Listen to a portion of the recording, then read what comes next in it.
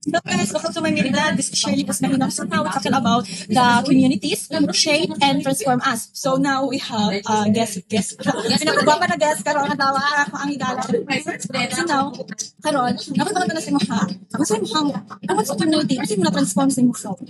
Ano ko nakakapagod yung tungkol kay nakakala ko pa. Anid ay ko, ang tanong nila sa buha kay nagkita ko, ngayon na, pati kong patasa.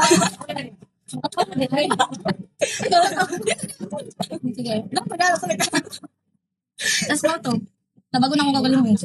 Kanang, hindi na ako maging makato kay pangstay ang pagkala ko ang nakuha ni mo ba sa imong video sa Moha, sa Moha dapat pagbuon tungod sa community. tungkol sa mga tao ko. So, kasi mo ma-share dahil community share and transform us man daw. So, kasi mo ma-share sa mga knowledge. Kasi pa mo ma-share sa mong word.